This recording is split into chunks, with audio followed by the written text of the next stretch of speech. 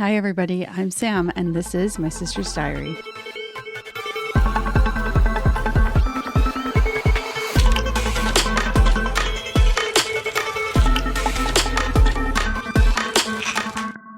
Hello everybody, welcome back to my sister's diary. I hope everyone's having a great day because I am not. I'll just be frank with you. I've had a pretty bad day, and yesterday, the last 2 days have been pretty bad. I'm not going to go into the details of it, but basically whatever happened, I am pretty sure is my fault. And that sucks because I just can't stop thinking about, it's going to take me probably 30 years to get over it. I'm not kidding. I'll probably think of it every day until then.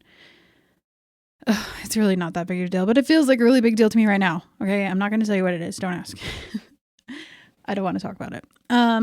Okay. So moving on from my bad day, I am going to turn my frown upside down and we're going to read some stories today from you guys. I asked on my Instagram story what your guys' biggest ick or turn off was, and it kind of turned into more of like icks, turn-offs, and pet peeves. So we're just going to roll with that. It's going to be a conglomeration of all those things, and that's what we're going to do. Before we get into that, I have some things I want to talk about. Actually, just really one thing. The winter uglies, that's what I want to talk about. That's what I want to talk about. The winter uglies. It is so close to spring. Like technically, springtime is technically right around the corner, but in Utah, it doesn't feel like spring until like mid-April, and then we only have like a couple weeks of spring, and then bam, it's freaking hot summer. So I'm just so excited to go outside, feel the sun on my face, and feel like I can breathe in some warm, nice air. Crisp, not like hot air, obviously, that's disgusting, but, just like not feel like I'm going to freeze my tonsils every time I breathe in, because that's how I'm feeling right now. And, the winter uglies. I don't know if this is like just a girl thing necessarily, but I do think a lot of girls experience this where in the winter, I don't know what it is. It can't be that we're just pale, right? That can't be the only thing. I just feel so much uglier in every way during the winter, like physically, mentally, emotionally. I am feeling down. I don't know why I said that a million times, but I'm feeling just, not as great as I do in the summer and the spring. So, and the fall. I like the fall, but I am so ready for this winter to be over. I'm ready to be outside and play at the park with my kids. I could do that right now, but it's cold and I have a baby. This winter particularly has hit me extra hard. I don't know if anyone else. I'm chalking it up to the fact that I'm postpartum. I know my baby's 8 months old, but at the beginning of like when it was starting to get cold, he was only like 4 months old. And yeah, like you just can't I'm still like tethered to the house, because he's still nursing. He eats pretty often. He still eats like every 2.5 hours, which feels like a lot to me. And it's not like he's snacking. He's like fully eating, but he's kind of a tank. So yeah, that's been hard. And you guys, I'm trying not to be dramatic about my hair, but I can't stop because it is so, I should have known. I'm still beating myself up about dyeing my hair brown because I knew I wasn't going to like it. And I've just been gaslighting myself, telling myself I like it. But no, every time I look in the mirror, I'm like, this is just not my color. And yeah, I did make a hair appointment, but I'm sad because my hair's finally been getting longer. And I'm pretty sure my ends are completely fried because they feel like freaking, I was going to say fried chicken, but that is not. They do not feel like fried chicken. They feel like straw, and really dry straw at that. And yeah, I think I'm going to have to do a chop. Not a huge chop. Actually, I can't say never, but I'm pretty positive I will never cut my hair shorter than like collarbone length again, because my hair is just, it's like thick, but not really, it's thick, but it's also like coarse. And so it just kind of like sticks out in this weird triangle shape when I have really short hair. So I'm not doing that. I'm just going to get as much as I need off my hair, but I'm willing to sacrifice some of my hair for healthier hair, if that makes sense. So I'm beginning to realize you guys probably don't give a crap about this, but that's what I have to say. If I just can't stop talking about my hair because it's such like a huge piece of my identity, not to sound dramatic. Actually, I'm not even going to tell you guys. I'm not even going to give disclaimers anymore about being dramatic because my therapist told me to own my feelings. So that's what I'm doing. Even if it is dramatic, I don't care. My hair has been kind of like a security blanket. It's been my part of my, like, what makes me feel me. And right now it just isn't right. I lost like 30% of my hair postpartum and I have so many baby hairs, and the amount of gray hairs that I found is insane. Like after I had my second baby, I found one gray hair and I was like devastated. I was like, oh my gosh, I'm literally over the hill and I'm going to die. But this time, oh my gosh, I have so much gray hair. Like seriously, 1 foot in the grave at this point because I'm going to be 100% gray by next week. That's how I feel. All right. Yeah, let's move on. Let's move on to the ick. Your guys' ick is probably listening to me talk about how ugly I feel. You're probably so over it. Honestly, I think it's just this being postpartum, like being for real right now. Being postpartum is so hard to get back to how you like to feeling like yourself. And it like starts when you're pregnant. So seriously, for like almost 2 years, you just feel not yourself. You're like slowly getting back to that, and that's hard. It's hard to be patient with that, and I'm trying, but obviously I'm not doing very good at being patient. I mean, okay, let's start today's topic. Before we talk about your biggest pet peeves, icks, whatever things that bother you about people, let's talk about mine. First and foremost, I think I might have talked about, no, actually, I don't think I've talked about it on this podcast. I think I did on my previous podcast, but definitely not this one. My biggest ick, hands down, is butt crack sweat through their pants. Like, do not get me started if you can see it through their jeans. They have a sweating problem if that's the case. But most of the time it's like really pale colored shorts, like gray or pink or I don't know, something like that. And their butt crack sweat is visible. And this doesn't happen to Robbie, thank goodness. But I have known people that it has happened to, and it just like made me not want to date them anymore. Okay. I don't want to call anybody out, but hopefully you're not listening to this and hopefully you don't know who you are. Hopefully you were unaware that you had butt crack sweat, but it was a turn off for me. I'm sorry, but that's why. That wasn't the only reason why. There's a lot of icks. But anyway, you guys understand, right? Because butt crack sweat on your pants. If you're at the gym, like whatever, okay? Everybody has butt crack sweat at the gym. But if you're not, like if you're in the grocery store and you're just walking around with like a sweaty crack, okay, sweaty crack, fine. That's probably fine. But like if it's leaking onto your pants, ew, ick. Okay, next one this is in reference to like someone that I'm dating. Watching them eat something and something falls out of their mouth, or they're just a sloppy chewer. So, for example, like if you're, I'm just,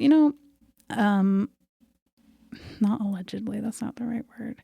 Theoretically, I'm at McDonald's with someone and he's eating chicken nuggets and he takes a bite of 2 nuggets at the same time.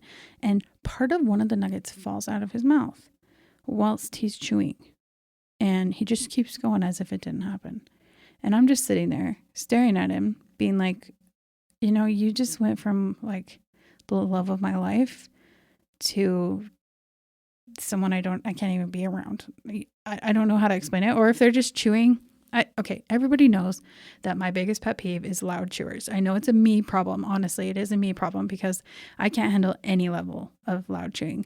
But aside from that, if people are just like a sloppy eater, like things are falling out of that, you can chew with your mouth closed and still have it leak. Like if you're eating a sloppy Joe and it's leaking out of your mouth, that's a problem.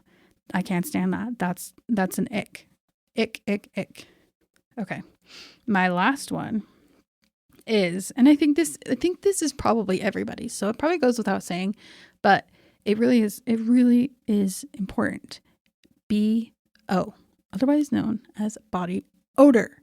Okay, I want to tell you guys, I was at the DI the other day and I walked into the toy aisle And I honestly don't know which person it was, but there was somebody in there who smelled like straight up raw onions. Like they had just cut onions and rubbed it in their pits. I'm not kidding. I had to hold my breath. I was nice. I didn't say anything. I didn't make a face. I didn't like, it wasn't obvious that I was holding my breath, but I could barely breathe. I could barely breathe. So if I'm dating someone and they smell like this and I have to be around them or let alone hug them, no, I couldn't do it. That would be 100% ick, straight to jail. Absolutely. Okay. Let's see. Let's move on to your guys's icks or turnoffs or whatever. I will warn you, there is one or two that are rated R, and I'll warn you before I read them. But if you aren't, I don't know, they're a little bit explicit. Okay.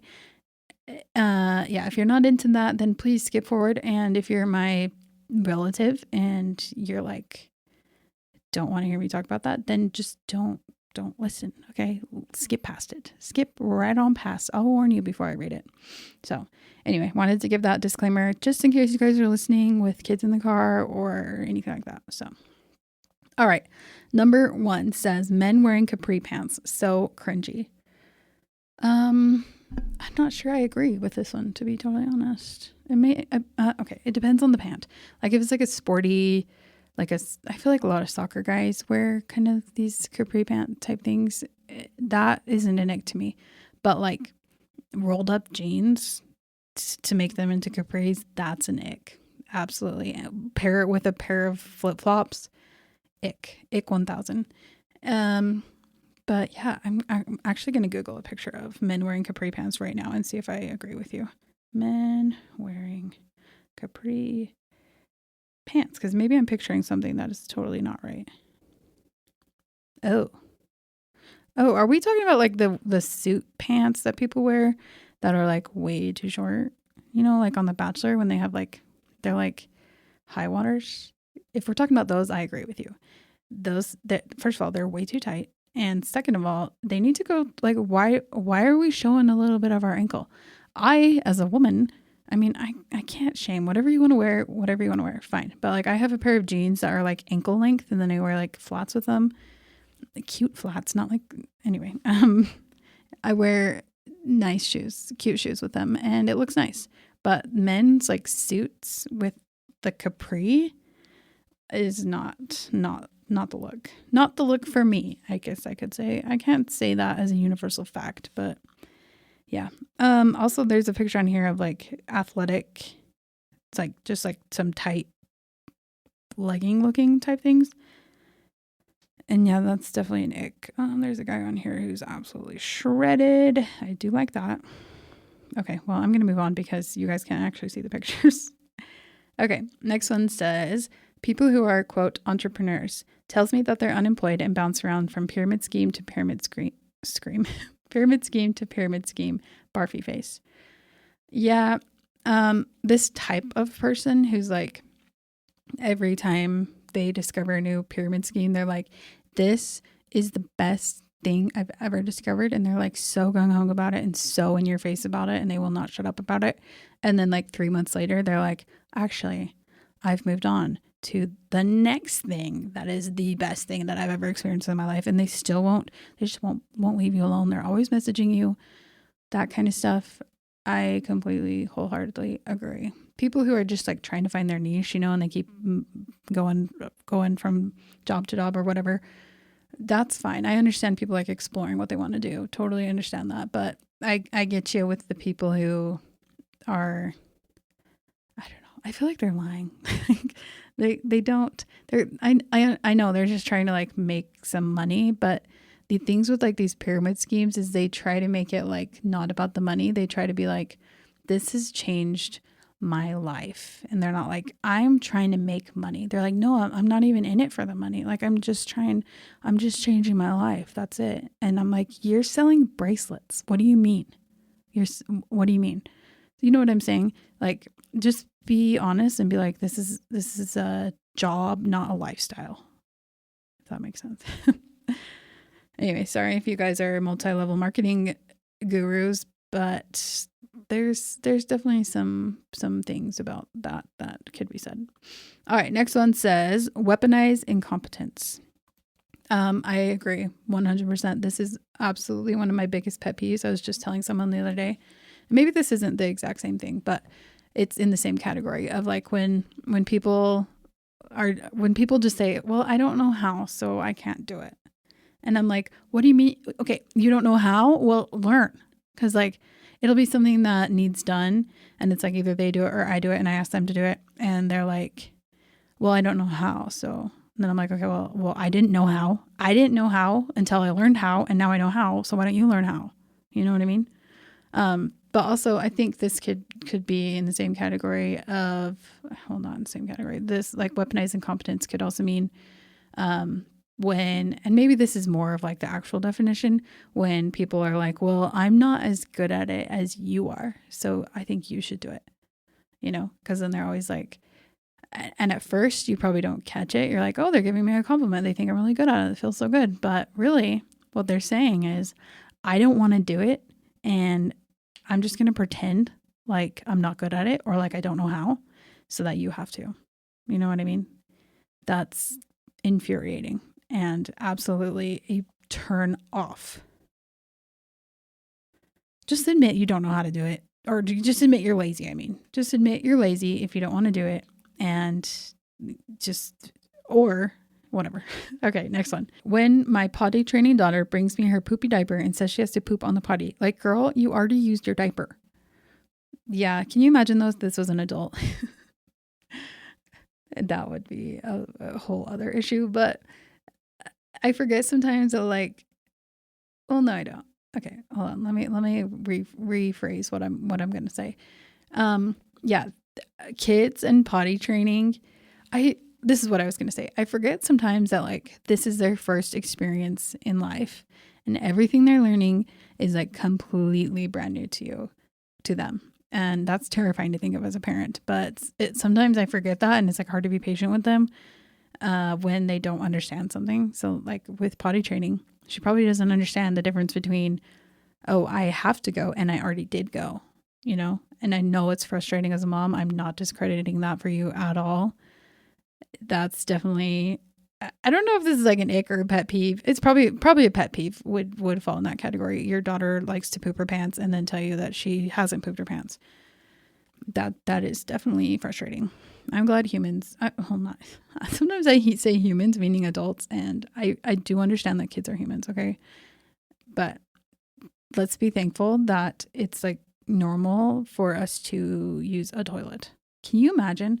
Okay, just this is a weird tangent, but like, what if people way back, way back, just were like, it's normal to just go poop like a dog. They just go find a tree and they just poop or pee, and humans just kept doing that, and no one was ever like, this is kind of weird and feels private. We just kept doing it, and whatever, and yeah. Sorry, that was a tangent I shouldn't have gone on. Let's move on. Okay, next one says, adults who have huge overbites like the duck from Chicken Little or really gross teeth. Yeah, I feel kind of bad saying like overbites are pet peeve, not a pet peeve, an ick, because it's like they can't really control that. But I do understand what you're saying 100%, because, when you're with somebody, you spend a lot of time looking at their mouth. And if their mouth bothers you, then it's hard to be with them, And especially though, if they have bad oral hygiene, that is inexcusable first and foremost. That's inexcusable because everybody has a toothbrush. Everybody can get a toothbrush. You can literally buy them at the dollar store. You can get a toothbrush and just brush your teeth. Okay.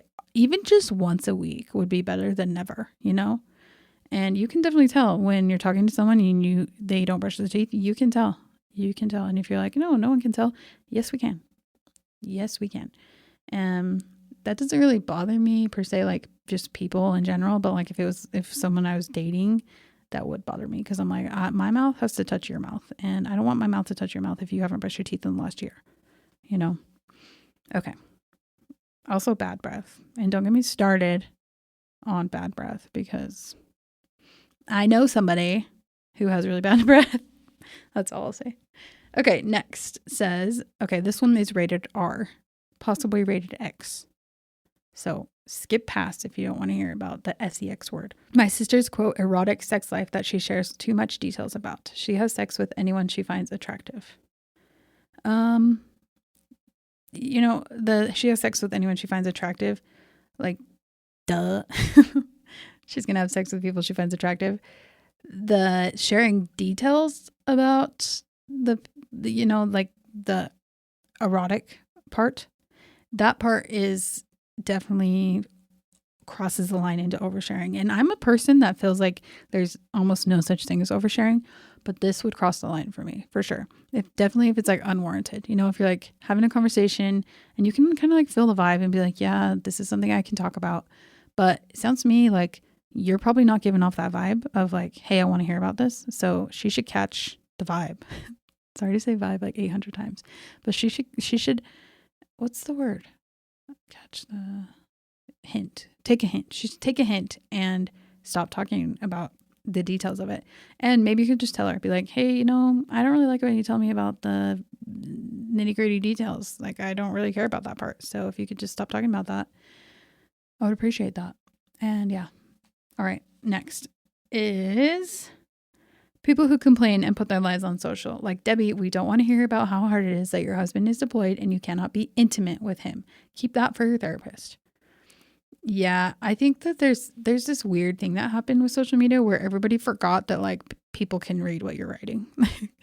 And I don't know how that happened. Like, this wouldn't be that bad. Like, Debbie needs to take a good hard look in the mirror and be like, it's fine to share that my husband is deployed. It's not fine to share that I'm sad my husband is deployed because I can't be intimate with him right now. No. Nobody needs to hear that. Tell your best friend, tell your sister, tell your therapist, but don't tell Bart from down the street who is friends with you on Facebook. He does not need to know that.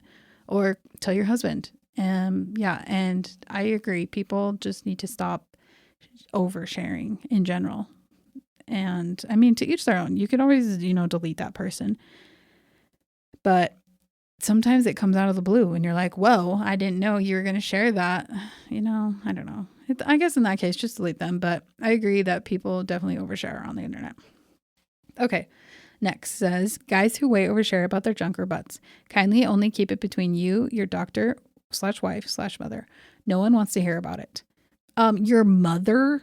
No, don't keep that. Like, if you're a guy and you're sharing about your junk to your mother, you need to stop. That's weird. Okay. Your mom doesn't need to know about your junk or your butt. Okay. You understand? Okay. Yeah. Why would anybody, okay, unless it's like I said, unless it's like coming up in the conversation and you're like, yeah, this is something this person wants to talk to me about. But if you're just like a dude and you're on a date and you're like, do you want to hear about my junk? Or you're like, I have a scar on my butt cheek. Do you want to see it? No. That's probably, that may not be the scenario you're in, but that's what I'm picturing. And yeah, that doesn't feel like a turn on for sure. That definitely feels like a turn off and an ick. So, and just so you guys, just to reiterate, if you're a guy, your mom doesn't need to know about your junk. All right, moving on. Guys who, quote, clear their throat and spit out the nasty whatever it is. Yeah. My husband does this and it drives me nuts. It drives me absolutely nuts. But again, I feel bad because I know he's just like, he's not feeling good. He needs to clear his throat. But like, does he have to spit it out in front of me? Like, can't he like go in the other room? If like I'm in the kitchen, can't he go in the bathroom?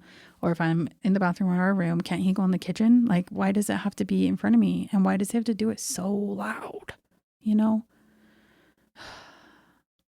So I agree. I agree with that. I think it's gross. But, I feel like I come from a place of privilege because even when I get sick, like I can always breathe through my nose. Almost always. Like every once in a while I'll get a really bad cold. But even when I have a cold, my sinuses don't really get plugged up. So I don't really know what it's like to like not be able to clear your throat that way or your nose. So I guess I have a little bit of empathy for that. But at the same time, I'm like, if you need to do that, excuse yourself and go somewhere else, like where people aren't. Because I don't know why people think that it's just like a thing that everybody can do anytime they want, because we should denormalize that. It should be like farting. It should be like farting. Like you should do it in private, away from your significant other. And yeah, I guess, I don't know. Some people fart in front of their significant other. Personally, I don't like to fart in front of anybody. So I guess that's not really interchangeable, but like in public or on a date, you would never fart on a date, right? With somebody that you're just dating. Okay, you never fart on a date, so don't clear your nose and spit out your boogies on a first date either, or a second or a third or a fourth. If you're not married, then don't do it. Or if you're not, in a long-term committed relationship.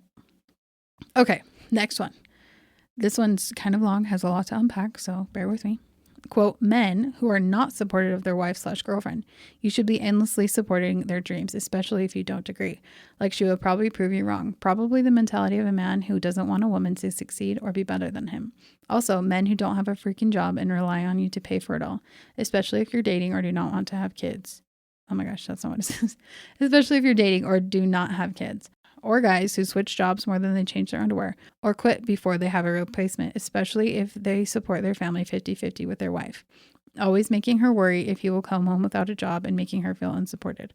Also, baby daddies who complain about child support, especially if they do not have full custody. Okay, let's start at the top here. Men who don't support their wives/girlfriends.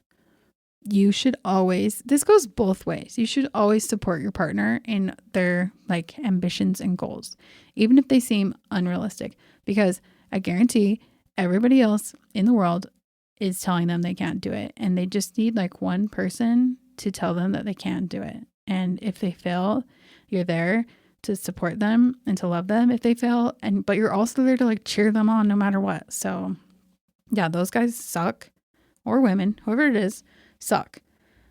Yeah, men who don't have a freaking job and rely on you to pay for it all. I feel like this is kind of a double standard though, if I'm being totally honest, because like I don't have a freaking job and I rely on Robbie to pay for everything.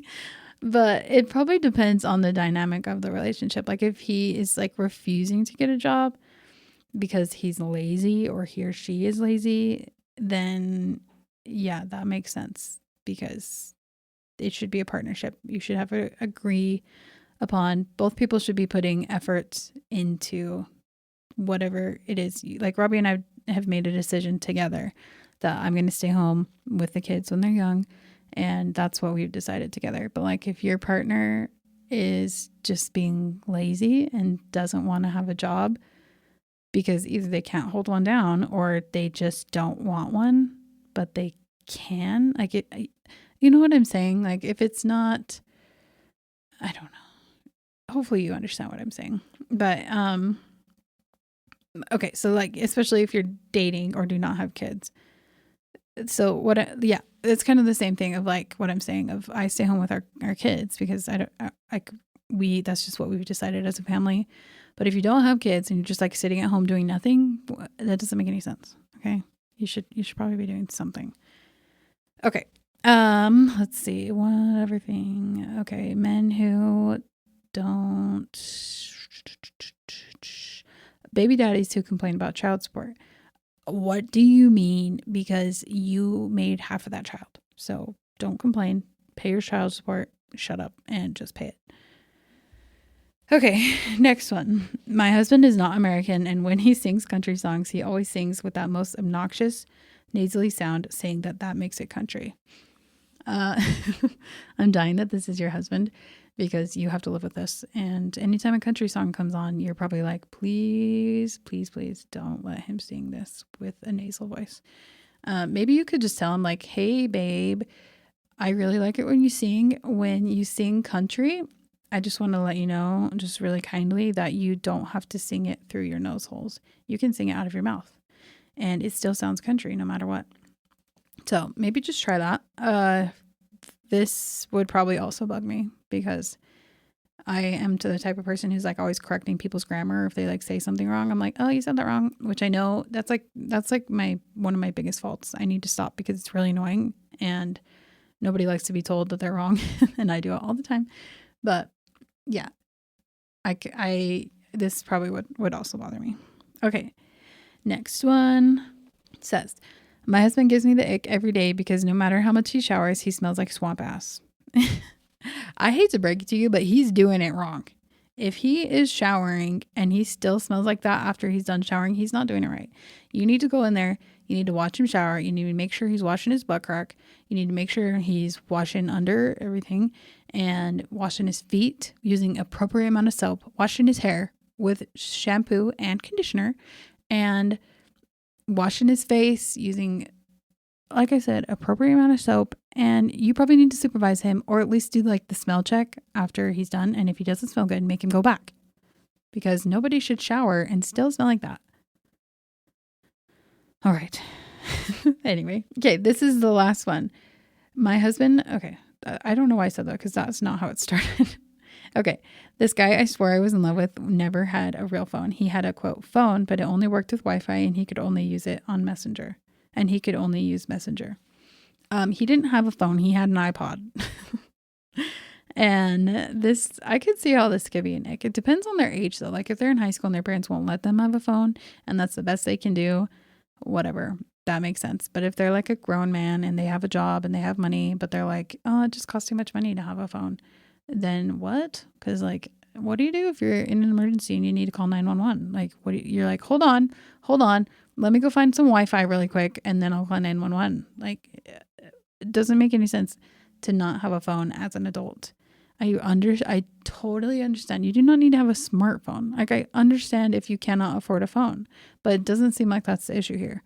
It seems like they just don't want to have a phone for whatever reason. And this is where hindsight is 2020 comes in, because at the time you were probably like, yeah, that's not weird, because you swore you were in love with him. So at the time you were probably like, big whoop, I don't care. But now looking back, you're like, yeah, that was probably a red flag, because I don't want to date a man who has an iPod. Do they even make iPods anymore? I don't even know. I don't know why they would, other than maybe for kids. But I feel like what just happened to my voice? Did I just have a stroke? Anyway, I feel like you could just use a phone, which maybe iPods are cheaper. I don't know. The last time I had an iPod was, I think I was a junior in high school, and I won an iPod Touch, I think is what they called it. Yeah. It basically looked like an iPhone. I won it from something. I can't remember. Or maybe someone gave it to me. I don't know. But yeah. And I don't even think I really used it, because I also had an iPhone. So I don't know why I had it. But that's all I have for you guys today. Thank you for submitting your icks, your pet peeves, your biggest turnoffs, whatever. So make sure you subscribe, rate and review, and share this podcast with your friends. And go follow me on TikTok. My username is Sam with 3 M's .wood. And follow my Instagram. It is My Sister's Diary Podcast. No spaces, no periods, nothing. Just My Sister's Diary Podcast.